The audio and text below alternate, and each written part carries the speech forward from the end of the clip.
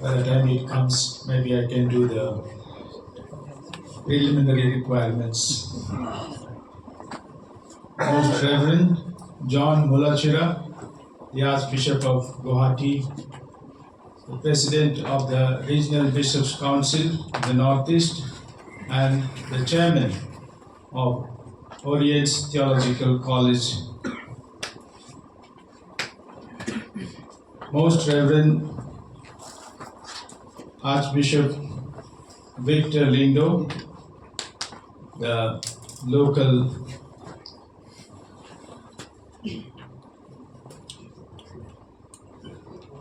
ordinary of the Oriental Theological College. Most Reverend Linus, the Archbishop of Imphal. Most Reverend Thomas Menamparambil, the Archbishop Emeritus. Very Reverend Father Rector Stanislaus, the Rector of Orient's Theological College.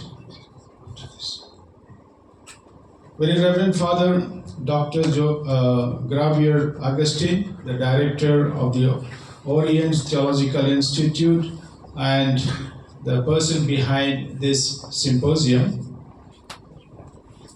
All the fathers on the faculty and the distinguished guests. And among them, I would like to especially mention Reverend Sister Christine Minson, the Superior General of MSMHSC, and all my dear students and everyone, very good evening.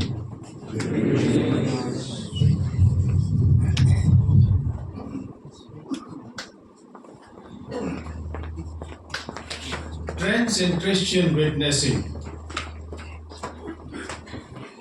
The Church of Christ has grown and spread far and wide primarily by witnessing. But you will receive power when the Holy Spirit comes upon you, and you will be my witnesses, telling people about me everywhere, in Jerusalem, throughout Judea, in Samaria, and to the ends of the earth. Acts 1:8, which was read also in the beginning. There were different trends even in the early church.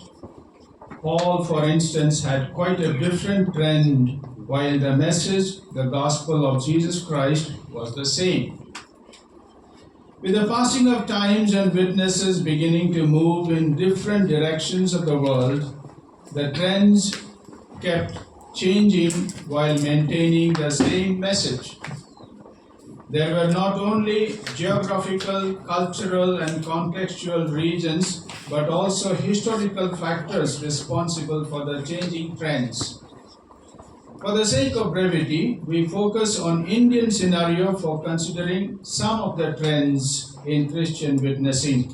We may not be able to cover even within India all the trends. As the tradition has it, the message of Christ reached the southern shores of India as early as 52 AD. Trends of Christian witnessing in early church. There are hints of Christian missionaries coming to India also in the 2nd, 3rd, and 4th centuries, mainly through the already existing trading routes. The existence of early Christians in India is further substantiated by the records acknowledging the work of Saint Severus of Vienne, a 5th century missionary of Indian origin who evangelized in Vienne, France. For the lack of evidence, we may presume that the mode of preaching or witnessing in the early periods might have been oral and person to person. One may also presume that the approach was one of accommodating the existing local cultures of the place.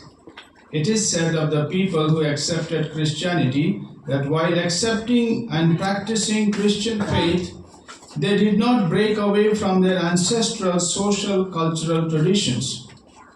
Historians have described the pre-Portuguese St. Thomas Christians as Hindu in culture, Christian in religion, and Oriental in worship. Second point, efforts in the various Jesuit missions. With the arrival of the Portuguese Christians, this social harmony as a consequence of such inculturation was disturbed. The Synod of Diamper forbade a number of Hindu customs and practices retained by St. Thomas Christians, which the Portuguese considered unchristian, pagan, and heathen errors. These prohibitions and restrictions imposed by the Synod were detrimental to communal harmony and the cordial relations that existed between Christians and Hindus. The same Synod also discouraged having Hindu names at baptism. It opposed the Indian view of universal salvation. With the Portuguese came eventually Roman Catholic missionaries in India. Thus, a path was laid for the entry of the Jesuit mission with Francis Xavier in India in 1541. Francis Xavier was very sympathetic towards the poor and the lowly, particularly to the fisher folk, but on the other hand, utterly fearless in the face of dangers of any kind and wholly committed to the mission. He contributed to the spread of education.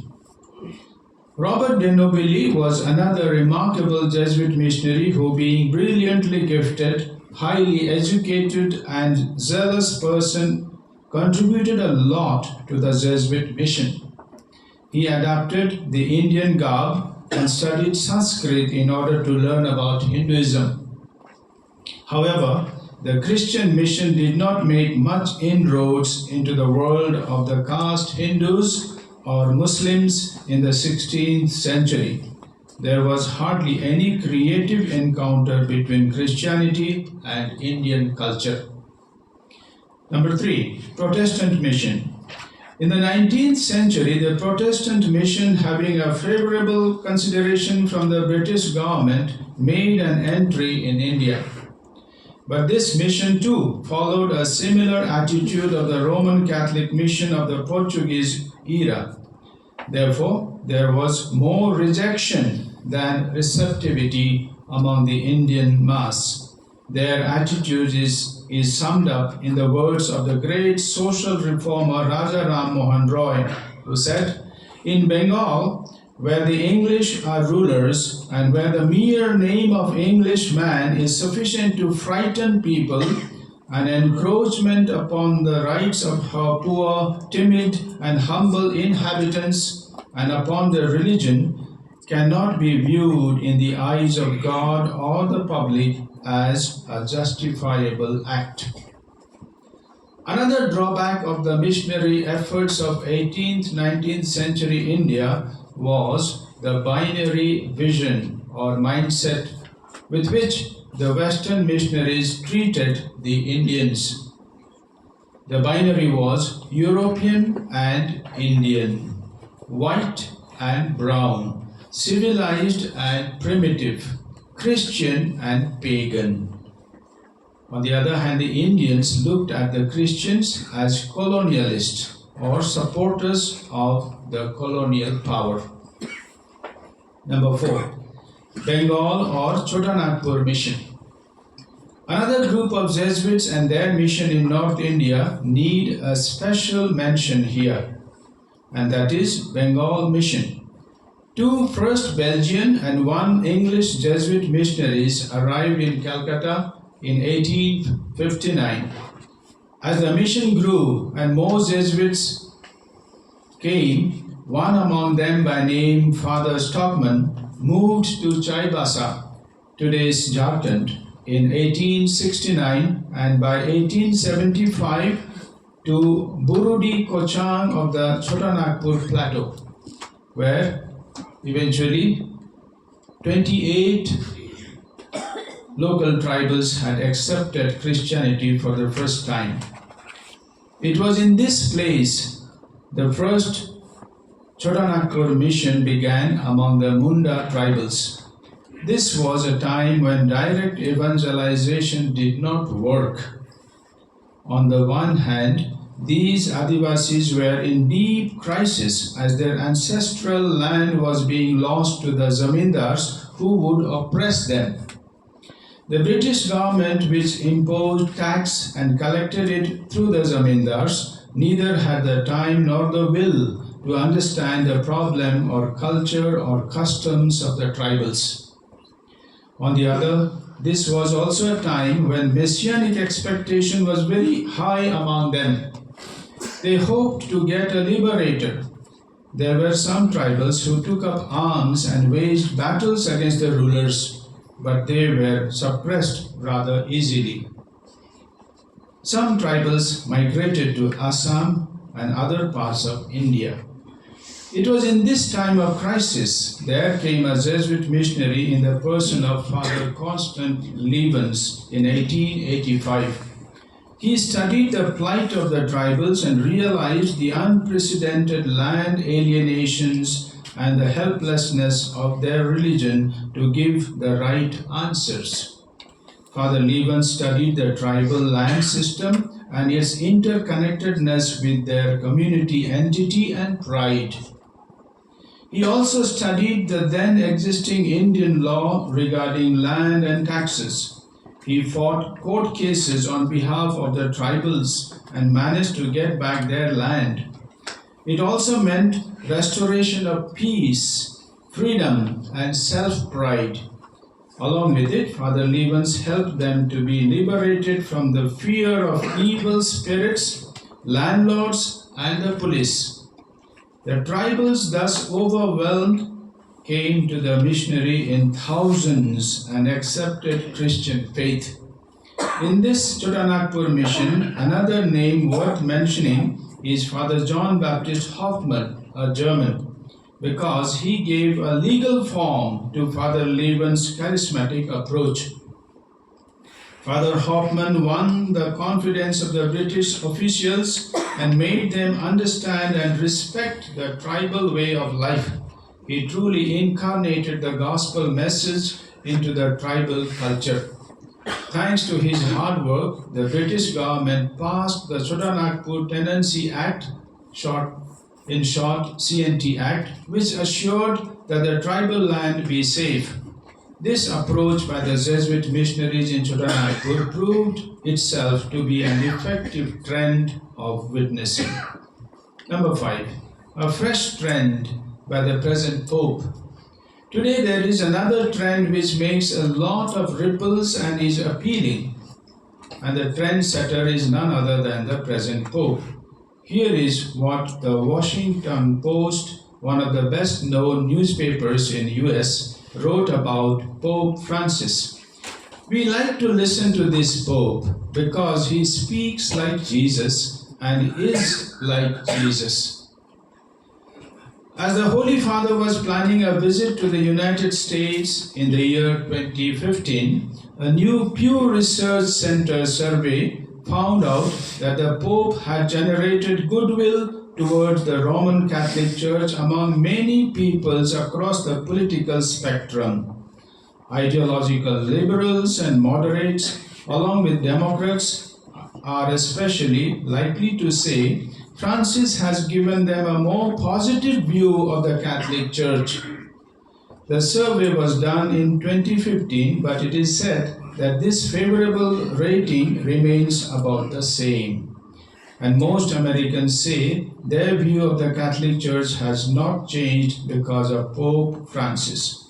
According to the survey done, overall 28% of US adults say they have a more positive view of the Catholic Church because of Pope Francis.